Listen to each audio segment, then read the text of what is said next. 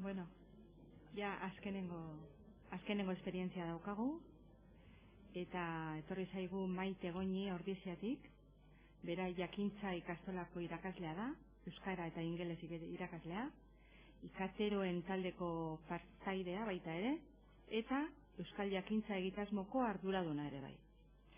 Eta gaur, zoriondu behar dugu, bereziki gauza bategatik, eta da, hain zuzen ere, irabazi dutelako estatu mailako sari bat.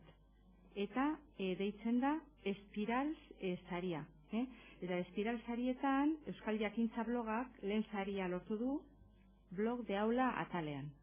Eta bera denez arduraduna, lehenengo berari eskerrik asko hemen egoteagatik eta zorionak, eta baita parte hartu duten ikaslei ere bai, ezta? Eta saritutakoen artean gainera ez dago beste blog euskaldunik, bera da bakarra. Orduan, badaukate merito bikoitza.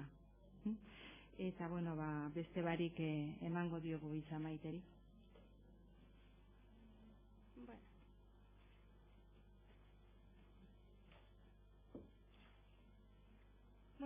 Azteko mila esker, milioi bat esker, ze aguantatzea ordu hauek arte, badauketzen nahiko meritoa. Saiatuko nahiko, ni azte maliman ez hitz egiten, 20 minutukin pixka motz geldituko zei, baina saiatuko naiz labur biltzen, batez ere Euskal Jakintzaren literatur alderdia.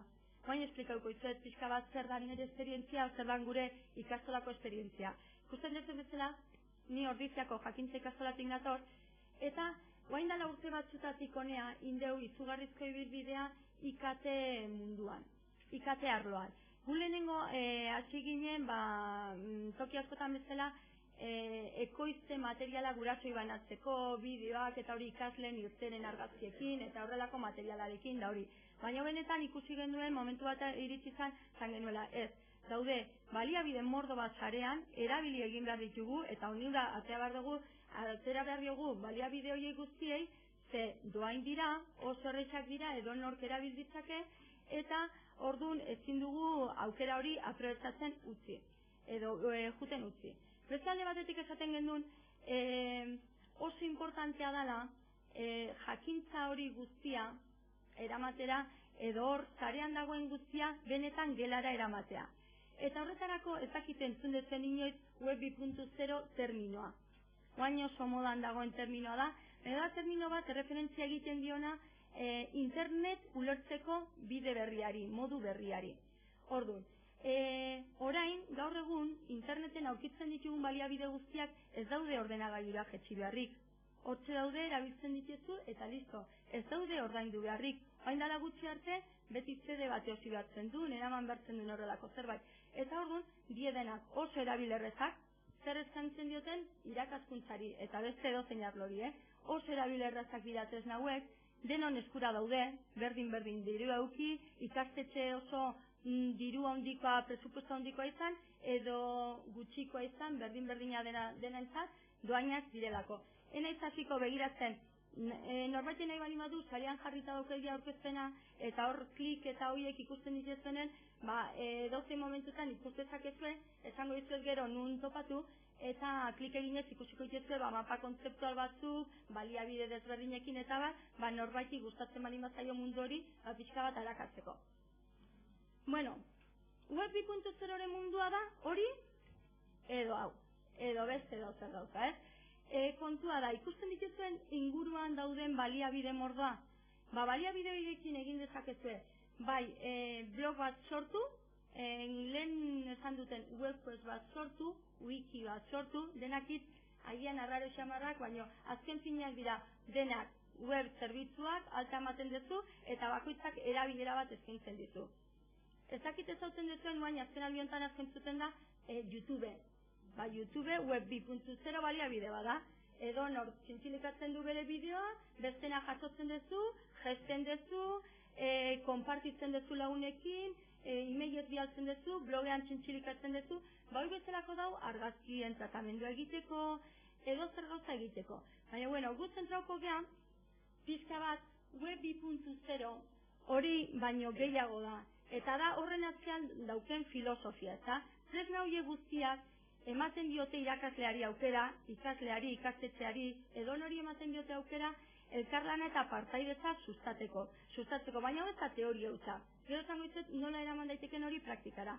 Ezagutza denon artean konpartitzeko eta eraikitzeko, sortzeko, azken finean informazioa.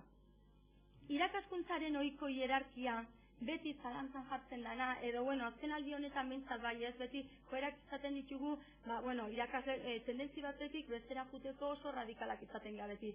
Eta badirudi guan ja, irakasle oro jakile hori esplikazioak ematen dituna eta klasen egotea bestekez, ez dagoela, bide horretatik ez guazela, ezta? Adibidez, tresna hauek bai ematen dute aukera hori apurtzeko. Norabide bakar hori irakaskuntzan apurtzeko. Eta sustatzeko irakasle tutore bideratzaile edo horren rola edo paper berria. Orduan kontua da, zehazki, hitzetik marin badegu web 2.0 irakaskuntzak, ikaslentza dauzkezuela, lehen aipatu dituan bezala, tresna mordo bat, blogak, wikiak, ariketa sortzaileak, ikusik ez inoiz, ariketa multimediak eginda ikusietzu, eta jungo zatea adibidez ordenagailu belara ikaslekin, eta ikusiko dut askoz ere motibagarriagoa dela eantzat. Ariketa berdine, paperean egin edo ordenagailuan, eta ordenagailuan jaso zutzenen erantzunak gogo batzukin adibidez, esateko ondo egin dula. Hori ezkoziago gustatzen zaie, horrela da, klasean ariketa banatu zuzendu eta hori beste hori baino, ezta? Eta gero, dauken beste gauza bat oso zona, literatura edo zein arlotarako, da zenbat baliabide eta tresna dagoen online zuzenkatak egiteko, hiztegiak, nabigatzaileak ia denetik egiten duenak, Euskal Barrezak itezautzen duzuen, barra bat bezala nabigatzailearen gainean jartzen dara, gure ikasle guztik horrekin lan egiten dute. Eta hiztegi mordo bat dauzkete hor, eta orduan edo zein hizkuntzatan, sinonimoak, bezala, mota guztietakoak. Orduan hori, asko laguntzen dute gure eguneroko lanean. Eta hori izango litzateke, hor jarri dizuet pixka bat, orain arte Euskal Jakintzak 2 urte guain, lehen esan den bezala, saria jaso den berri blog horretan zer egiten dugu. Bueno, gukin deuna da aldatu, klase utzi eta ordenagailu duela joan. Orduan badakit hori, zentru guztietan askotan ez dela posible. Gure euskerako 3 orduan, nik euskera ematen dut kasu konkretu honetan batxilergo 2. mailan, eta gure 3 orduak ordenagailu gelan ematen ditugu. Ez daukagu testu libururik. Orduan guk sortzen dugu materiala, guk egiten dugu testu liburua, gure erara. Eta jartzen dugu eskura edo nork erabilera izateko. Orduan hor jartzen dio pixka bat ikusten zuen txurin daudenak iazko Euskal Jakintzako ikasleak. Eta aurtengok, betzez garenak. Eta bueno, orain gotez ezkungo horrira gero erakutsiko izuet, eta esate izuet, labur esango izuet, nondiken sortu zen, ez? Nahiko desesperatuta neon irakasle bezala gaiarekin, ez dakit pasatzen zaizuen edo ez, baina batxilergo 2. mailan selektibidadean eskakizu maila aldetik euskeran ez da eskatzen ematen da naine, hau da ez da eskatzen literatura, ez dira eskatzen gauza modu bat. Orduan, askotan kostatzen da ikasle izatea, baina ikatzen barako literatura, zen literaturak beste mundu bat irikiko dizu, eta zuk nahi dezun pasioa jarrezak ez esplikazioetan, ez diketuzula konbentzituko. Ez, fizikan sartzen zaita hau eta matematikan hau, eta hori ikasi behar dut. Hori hizkuntzakotan asko gertatzen da. Eta orduan, hortik enazten da Euskal Jakintza ez, eta zanun, bitarten, ezin bali maitut horrela konbentzitu, beste modu batea konbentzitu beharko ditut. Eta orduan, nik nahi nuena, garbi, ni aspertuta nagoia klasea jun, zen denbora galdu nahi, jendea lo hartuta eta hor ikusita, eta hola etxeita. Ez den nahi nire klasetan, orduan hori oso zatuta dauke. Eta orduan, nahi ditut euki, ikasle guzti denbora guzti lanen. Hori azteko. Errexea, zatea baina, bai. Hori azteko, hori zan ere elburu, elburu jartzea bakizu errexea dela, gero lortzea zain errexea. Motivazio ego nahi nuen, leheno webquesten aurkezpenean eta ipatu dan bezala, tresna hauek autonomia sor dezakete, ze webquestak nik ere erabiltzen ditut eta 2 puntu bezala erabiltzen baitezue, oso zehaztuta ematen malima dezu lana, eta bakoitzari zehazmea zer egin behar duten pauso guztiak, gero nola baloratuko dezun lan hori, eta hori garbi asko azaltzen malima da, eta ea balima dakite, autonomia ere sustatzen da, eta alde horretatik, eakin beharko dutelako ikerketa lan txiki hori. Eta bueno, horrela euskararekiko jarrera aldatzea nahi nuen, ez nuen nahi jun eta klasera eta guain euskara. Hombre, badakitiak asignatura guztietan esaten dutela ez dela euskararekiko ezer baino. Bueno, eta batez ere nahi nuen partekatzea ikasleen artean, nerea zurea da eta zurea denona da. Eta hori da oso simplea, baina batzutan kosta iten dela. Orduan, pixka bat ulertzeko nondik datorren ezta, euskal literatura 2.0 titulu hori. Orduan, guk erabiltzen ditugu ordenagailu gelan, 3 ordu euskera, eta denboa guztien egin beharreko gauza guztiak ordenagailu bidezko lanketez egiten ditugu, web ikuntuz baliabide ezberdinak erabili. Orduan, horretarako badakizue edozein arloan bezala, edozein hizkuntzatan bezala, landu behar direla idazmena, gramatika, oskotasuna, literatura, besteak beste. Eta orduan, enaizatziko gehiegi luzatzen bestela enaizatuko hietan, bakarrik literatura komentako izet, baina adibide bat jartzearen gramatika lantzeko, askotan, zuk emateitezu ariketa batzuk, eta euskaltzen diaren arauak landu behar dira. Eta bait jarri behar daukezu, baikara, ez dakize, betetzen dezu utxunea, gero erantzunak ematen ditezu, eta listo. Eta hor gelditzen da lanketa. Eta kontua da, lanketa honekin iten detena da, eak sortzen dituzte ariketak. Orduan, eak sortzeko ariketak, lehenengo informazioa bildu beharra daukea, araua nolakoa dan, zer egin behar dan, esaldiak osatzen dituzte, ea jartzen dituzte beste batzuk betetzeko utxuneak, dira asko ez ere aktiboa da asunto guztia, eta gero, gainera, erabiltzen ditugun ariketa sortzaileak tresnak hor baliabideak doainekoak direnak, eta txintxilikatu egiten ditugu, gero erakutsiko izet adibide bat. Eta orduan, ariketa horiek ez dituzte eak bakarrik egiten, hau da, nik egiten dut, zuk sortu dezun ariketa, zuk sortu dezuna. Denon artean izugarrizko altxorra daukagu, baina horretaz gain, gure ikastolako ume txikik gure ariketak egiten dituzte. Nire batxillergo bateko nik baten ematen dut egarako prestatzen ditut. Gure egako ikaslet, noski, prestatzen dute ega euskal jakintzarekin.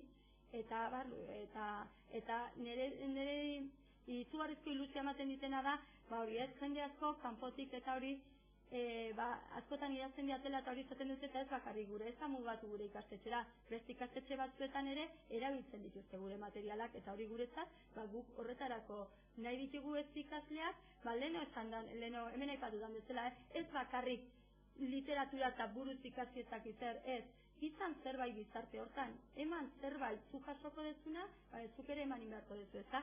Eta bueno, gauzazko, esateko dauzkez, baina mugatuko naiz literaturara. Eta aspertzen zatenen da hori moztu. Orduan. 3 lanketa desberdin egiten ditugu, ikusten dut hau dela bakarrik zati txiki bat gaiaren barruan, ezta? Zati importantea, baina zati bada. Orduan, adibidez, batxillergo bian daude eduki batzuk, nik leheno Laurari entzuten nion, eta esaten duen, fenomeno beak esaten duen hori, ezta? Baina gero, eduki horiek liburuak ezautzen ditezu, ezta? Autorea, bizitzaren, anun, jaiozan, ze obrak egin zitun.